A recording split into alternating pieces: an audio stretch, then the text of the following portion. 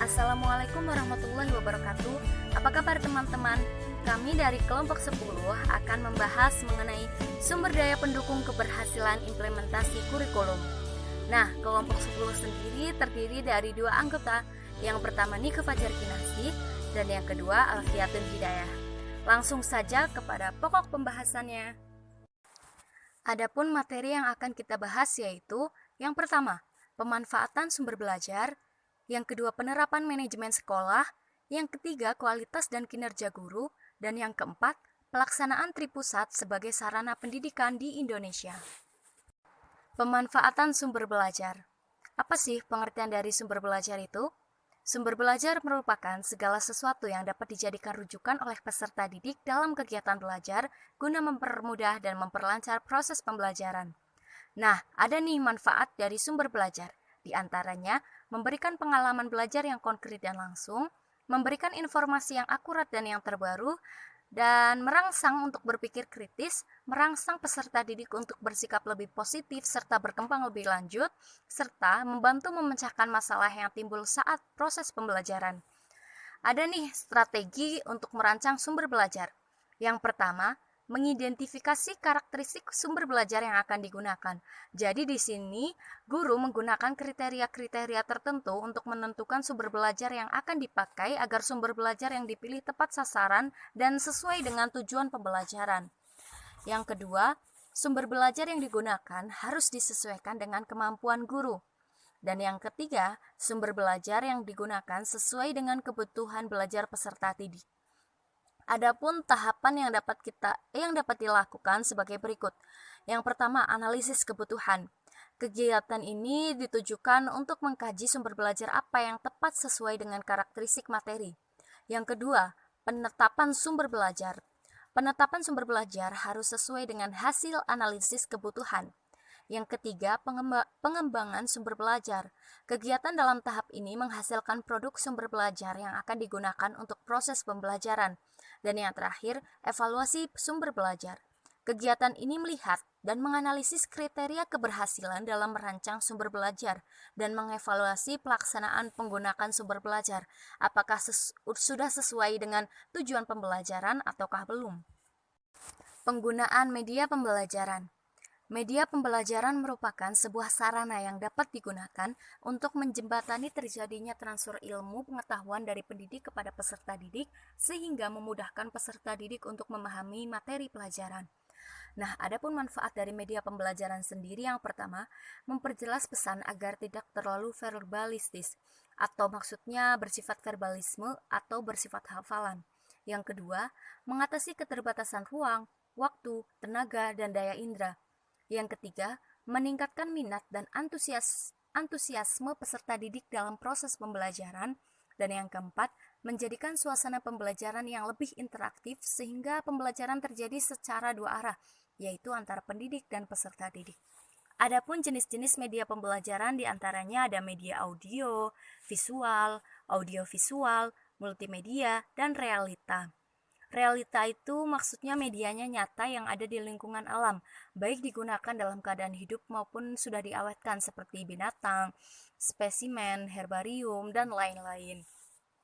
Nah, kriteria apa sih agar media pembelajaran yang digunakan dapat sesuai dengan tujuan pembelajaran?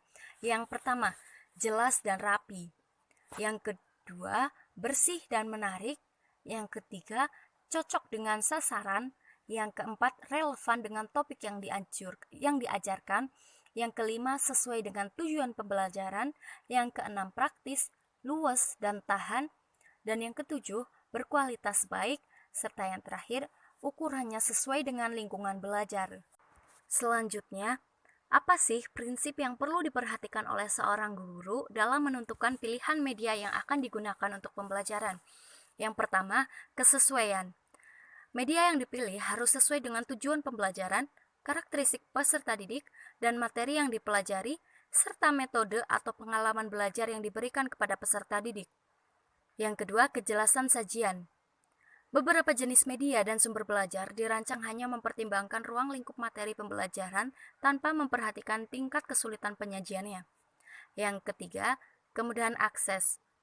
Kemudahan akses menjadi salah satu prinsip dalam pemilihan media pembelajaran. Jika sudah tersedia, apakah media tersebut mudah diakses dan dimanfaatkan oleh murid? Apakah perangkat pendukungnya juga sudah tersedia ataukah belum? Yang keempat, keterjangkauan. Di sini berkaitan dengan aspek biaya. Kemudian ketersediaan. Apabila media tersebut ternyata tidak tersedia, apakah kita perlu mengganti media tersebut ataukah tidak? Yang selanjutnya ada kualitas. Kualitas media hendaklah diperhatikan. Sebaiknya dipilih media yang berkualitas tinggi. Dan adakah alternatifnya? Dalam pemilihan media, salah satu prinsip yang perlu diperhatikan yaitu guru tidak tergantung hanya pada media tertentu saja. Artinya, andai kata media yang diharapkan tidak diperoleh dengan alasan tidak tersedia atau sulit dijangkau, maka gunakan media alternatif. Yang selanjutnya, interaktivitas. Media yang baik adalah yang dapat memberikan komunikasi dua arah secara interaktif.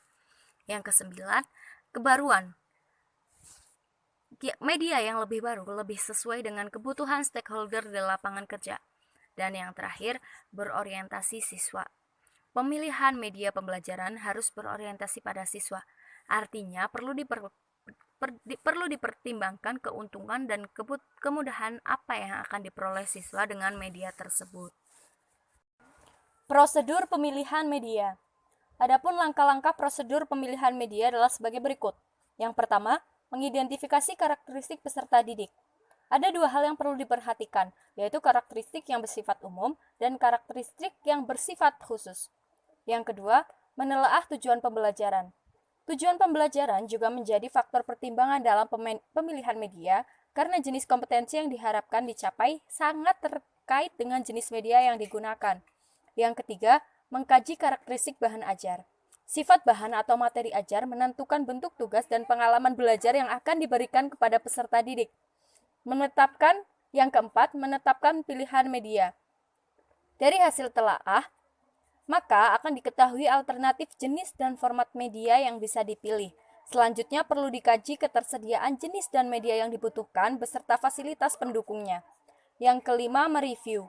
Mereview kembali jenis media yang telah dipilih, apakah sudah tepat atau masih terdapat kelemahan, atau masih ada alternatif jenis media yang lain yang lebih tepat.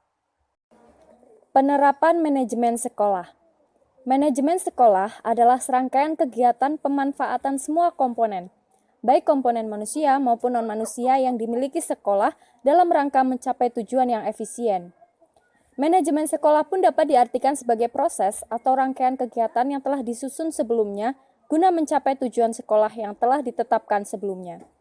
Fungsi manajemen ada 4, yaitu perencanaan atau planning, pengorganisasian atau organizing, pelaksanaan, dan pengawasan atau controlling. Adapun bidang-bidang garapan manajemen sekolah sebagai berikut.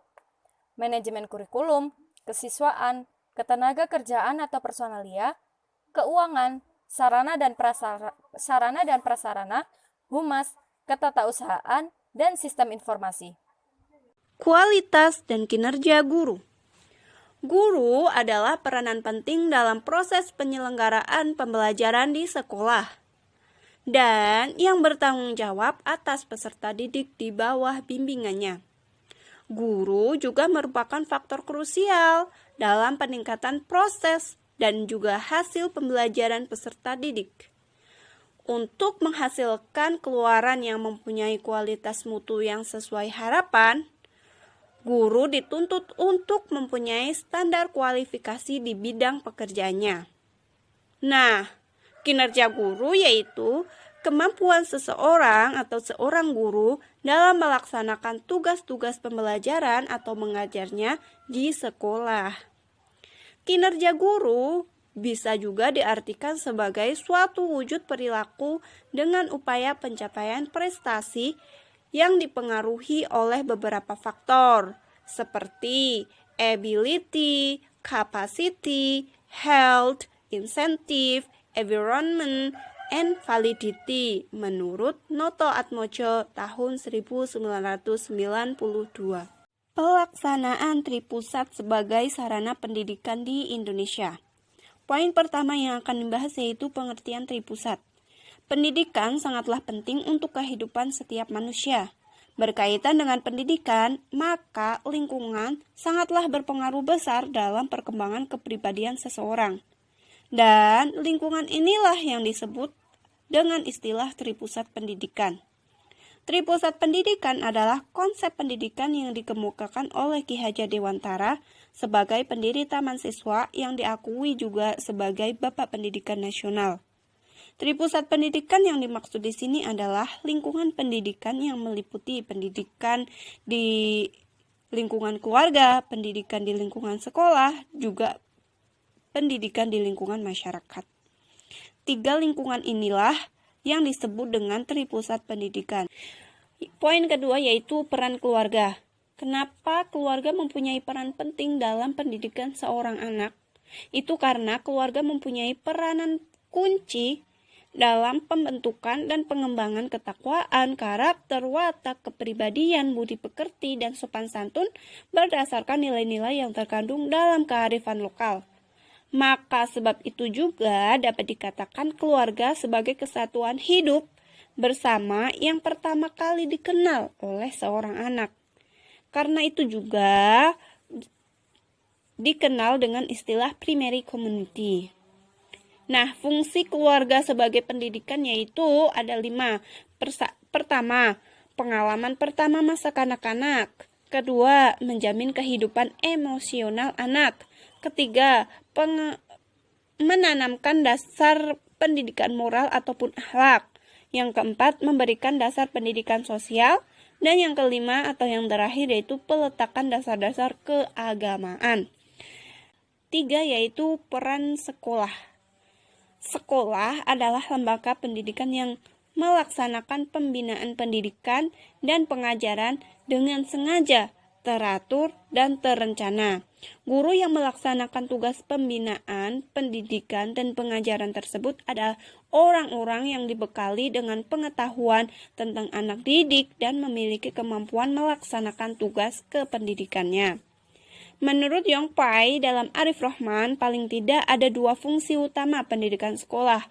Yang pertama yaitu primary function of school, yaitu sebagai instrumen untuk mentransmisikan nilai-nilai sosial masyarakat atau do transit society values, dan sebagai agen untuk transformasi sosial. Poin keempat yaitu peran masyarakat.